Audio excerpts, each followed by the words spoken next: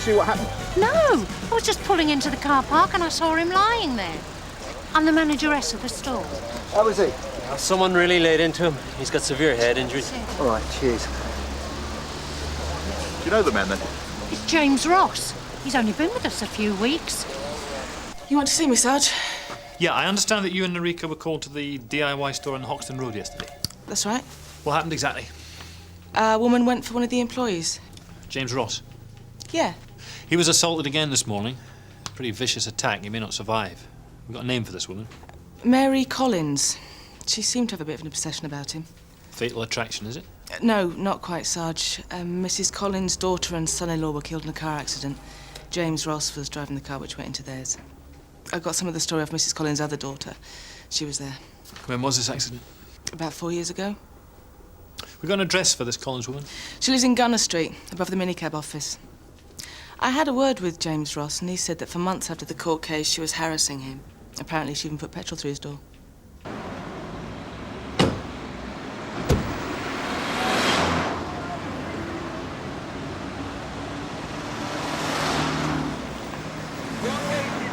Excuse me. Can we get up to the flat this week? That's right. Who are you looking for? Mary Collins. Oh, well, I think she might still be asleep. What, 10:15? She often sleeps late. Takes pills. You know Mrs. Collins, then? Well, she runs the business. Actually, her daughter Eleanor runs it now. Right. I'm Detective Sergeant Greig. This is Detective Constable Lines, Sun Hill. Could you tell me what time you started this morning? I've been on since 10 last night. It's a long shift. Over 12 hours. Well, I like long shifts. Unlike Mary, I have trouble sleeping. It's a medical condition. Right. Has anyone gone into or come out of the flat since you've been here? Well, I don't think so, but I might have been attending a call of nature in the back. So you saw no one leave the flat this morning? Well, as I say, I might have been in the little boy's room. Oh, Eleanor! These two men looking for Mary. I'm Detective Sergeant Greig. This is Detective Constable Lines, Sun Hill Police Station. We'd like to talk to your mother. Is this about what happened at the store yesterday? I thought that Ross said he wasn't going to press charges. Mr. Ross was assaulted again this morning. He's in hospital. How is he? Not good. It was a particularly vicious assault. He's in intensive care. Do you know who did it? Oh, yeah, Mr. Ross is still unconscious. Is your mother at home? She takes pills. Even if I were to wake her now, she'd be groggy for ages. It takes herself a while to get it together. She hasn't left the house since we got home yesterday. Her nerves aren't good. She doesn't like to go out on her own. You've been here all the time, have you? Yes? Yeah, I get the impression you've just come back from somewhere. I was only out for a little while. You've been out for how long, would you say? I don't know. 20 minutes, maybe? I just went to the shop. Just the two of you in the flat, is it? Yes. I moved in with my mother last year when my father left. The business was suffering. Someone had to keep things going. I understand that your sister and her husband... My husband. I'm sorry, I didn't realise. George was giving Gwen a lift home from her college when it happened. She died instantly. George was in a coma for 3 months before he died. Your mother blamed Ross? He was drunk. No one denied that. I'm sorry if our investigation seems intrusive. She just lost control yesterday. It was a shock seeing him again. Your mother has a history of harassing Mr. Ross. I told you she takes antidepressants. Most of the time she's in a dream world. She seemed a bit jumpy. Yeah, didn't she just? Let's go down to the hospital, see if we can have a word with Ross's daughter. Maybe she saw someone hanging around when she dropped her father off. I'll have a chat with Mrs. Rip Van Winkle later. Even if he comes out of the coma, the doctors think he might be brain damaged. You said you dropped your father off at work this morning. What time was that? 7:30 as usual. He liked to be in early. He's always been conscientious. You didn't notice anyone hanging around the car park? No. He was just getting himself together. His job isn't much, just stacking shelves, but he was with people, you know, out in the world. It's taken a long time, but gradually he was getting better. Your father was ill? He had a nervous breakdown. The last 4 years have been hellish for us. We know about the accident. Oh, right. He's not a drunk driver. He made one mistake. I bet you hear that all the time, people making excuses. But he's punished himself. He didn't go to prison, did he? He fell apart after they arrested him. And the judge gave him a suspended sentence on medical grounds. Then the mother of the girl that was killed, she used to send him these letters. I mean, I understand how she must have felt, but these went on and on about how he should have died in the accident, not her daughter. She tried to burn his place down. Was she charged with that? I got Dad to tell the police and they arrested her, but he didn't want to see it through. And not long after that, he left Sunhill. Was it her? Did she do this? Tosh? We've just had an anonymous phone call. A man claiming to have carried out the attack on James Ross this morning. I tried to keep him on the phone, but all he said was, it was me, I did for Ross, and he had it coming to it. Irish accent. North or south? Well, I don't know, they're all the same to me. What time was this call? 11:22. Now, the call's been traced to a phone box in Gunner Street. Gunner Street? There's a phone box just opposite the minicab office. Okay, thanks. Any join? There's a new controller on. The one we saw earlier was called Harkness, Adam Harkness. He's gone off shift, but he would have been on at the time of the phone call. He's got a good view from over there. He might have seen someone. I've got his address. I think we'd do better just working the street. I don't know, he seems a curious type to me. He's curious, all right. He might be worth talking to. He's not very far away. Yeah, all right. I'll carry on here. Okay. You have to excuse the mess. Cleanliness may be next to godliness, but I was never very religious. Sorry if I woke you. Oh, I wasn't asleep. Life's too short to spend half of it unconscious.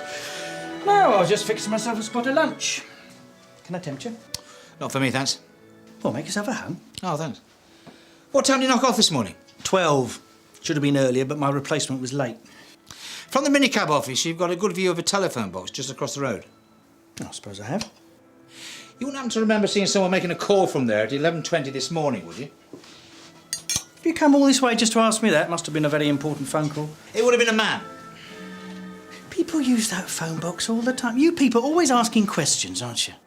It's my job to ask questions. Well, don't you go harassing Mary. She's suffered enough. That man Ross destroyed her life. What do you know about Ross?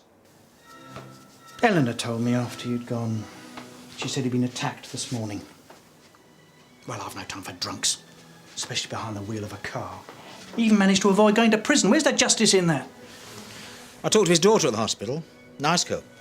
Seems a pity she had to sit there and watch her father die. That doesn't seem very just. Mind if I catch a biscuit? Thanks.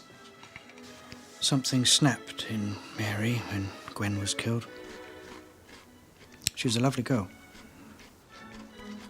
I saw the pictures in the flat. Did Mary talk about it? We used to talk all the time. Sometimes when she couldn't sleep, she'd come down from the flat and I'd brew up, we'd have a chat. I think it helped her. You don't talk anymore? She's got a new friend. Kevin. It's one of our drivers. You probably noticed him. He was hanging around the office when you came round earlier. Big lad. Rough-looking. Thick as... Well, not exactly a candidate for Mensa. I think I remember him. I know what he's trying to do. He's trying to get his big feet under the table. What do you mean? He takes Mary out for trips in the car. What Eleanor's great for. Gets Mary out of the house, gives her time to herself. It's classic, isn't it? Ingratiating himself with the mother in order to get to the daughter. Worst of it is, Eleanor will probably fall for it. Must be difficult for Eleanor, having lost her husband. She's still a young woman. I hope she doesn't end up with that Kevin. I'm worried she might have got herself entangled with him already. Recently, her car hasn't been there all night. She came in this morning just after we arrived. She hasn't been there since yesterday evening. Maybe I shouldn't have told you that. Don't want to cause any trouble for her.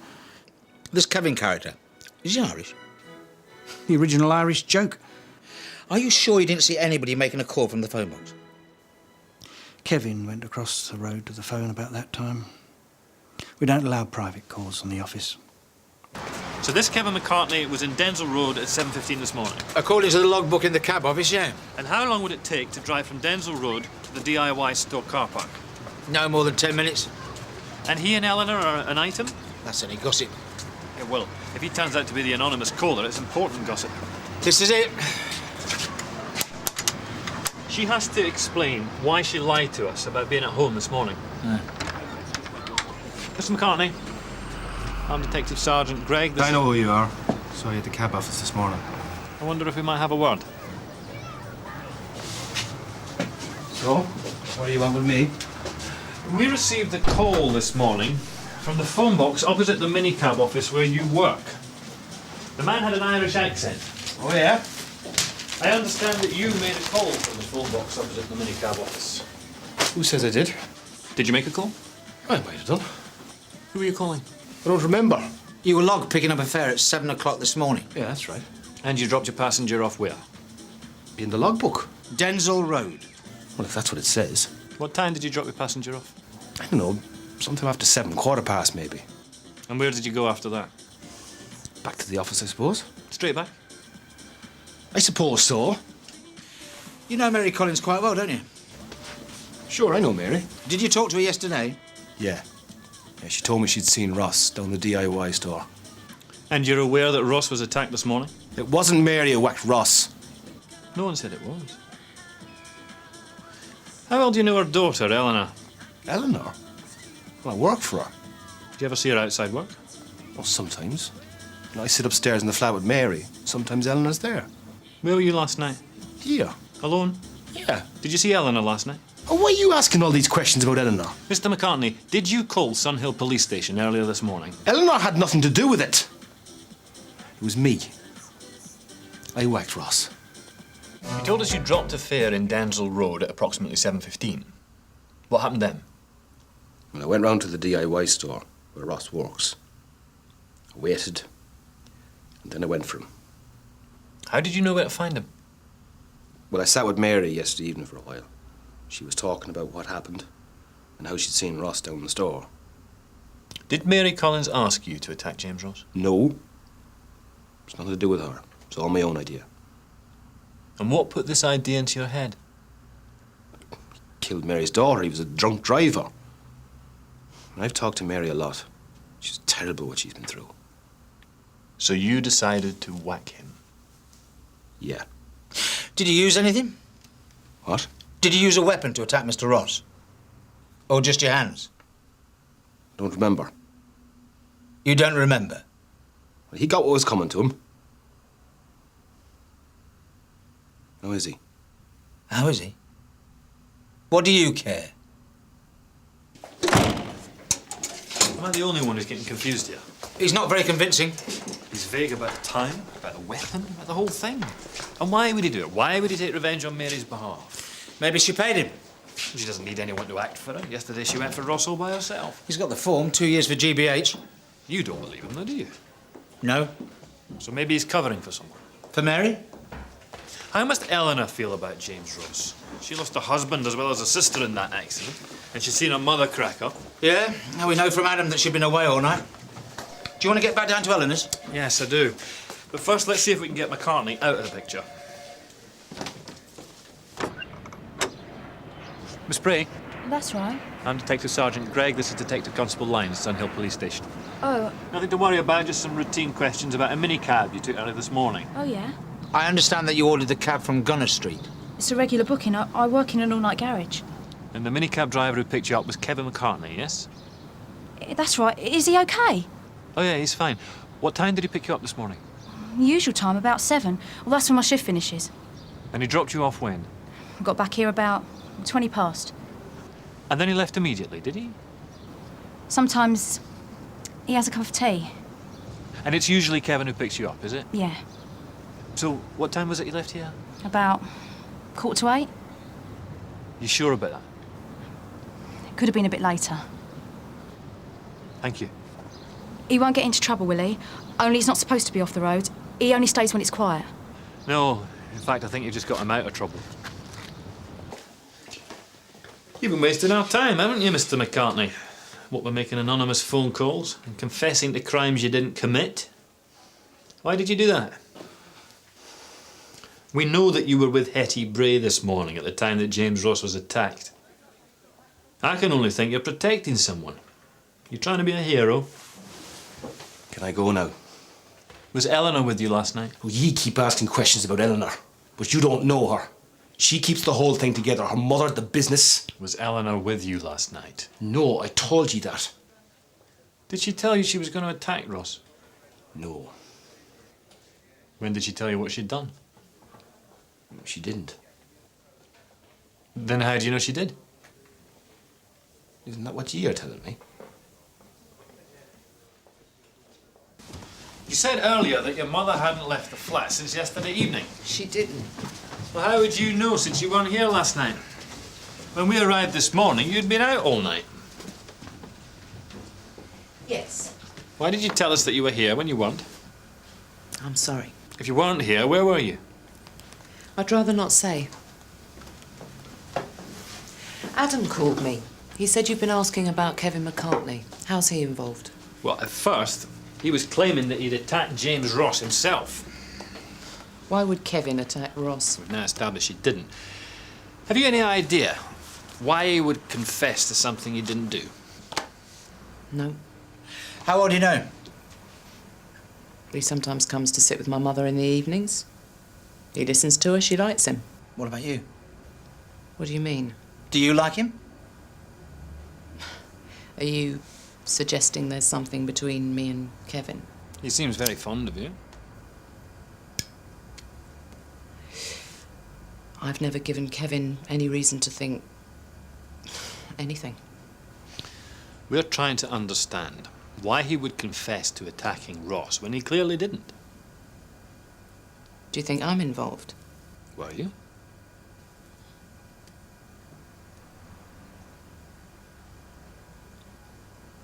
I don't hate James Ross.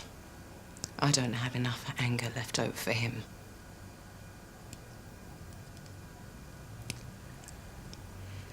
My, my husband and my sister were having an affair. I see. Gwen was at college. George used to pick her up and bring her home. At least that's what I thought. And then, one night, he told me he wanted a divorce. That he had feelings for Gwen, my sister. Not that we were ever close. She was much younger than I was. He would have come back to me. He was the type of man that needed security, you know? He needed a home.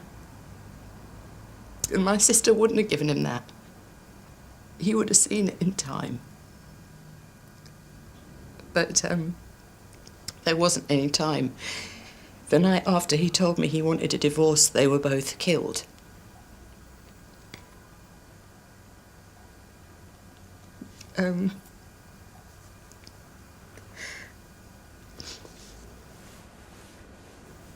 My mother doesn't know any of this. I can't tell her. It's impossible to get through to her now. That's why my father left. He couldn't cope with her anymore.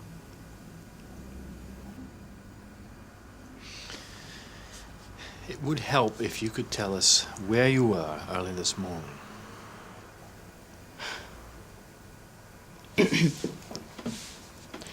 There's a man I've been seeing, on and off. He's married. He's only down in London a couple of times a month. It's an arrangement that suits us both. Did you have any reason to believe that your mother might have gone out this morning? Is that why you lied to us about being here? Mum, these are the two police officers I mentioned. This is what I used.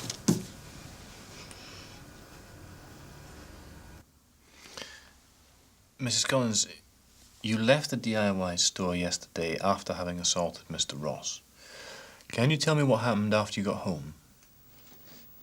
Kevin sat with me for a while. He does that sometimes. But I sent him home. I told him I was tired. I knew I wouldn't sleep. I didn't take a pill. I didn't want to sleep. Why should Ross have a life? Gwen would be 26 now. She'd have left college and she'd be working in a good job. She might have been married. She had a boyfriend. I knew there was someone in her life. You know, the way a mother can tell. You said you couldn't sleep. I took a hammer from the drawer. Don't know what time it was. It was getting light outside. I went downstairs. Adam was in the office. He asked me if I was all right. Adam Harkness. You sure you saw him? For the tape, Mrs. Collins is nodding a yes. I walked to the store where Ross works. I wanted to kill him. I knew he'd turn up sometime. He got out of a car. He didn't see me. I hit him. I hit him as hard as I could.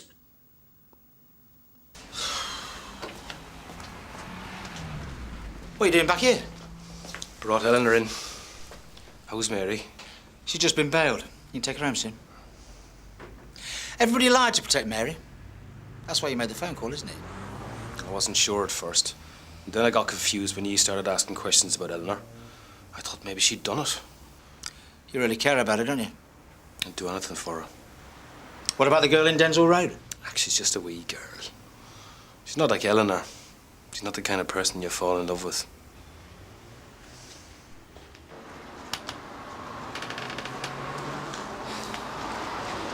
You can take your mother home now.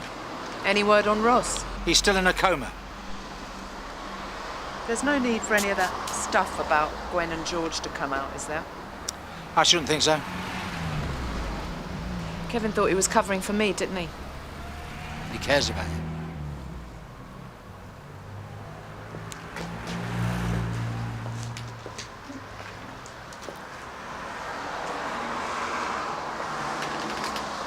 Right. What do you reckon?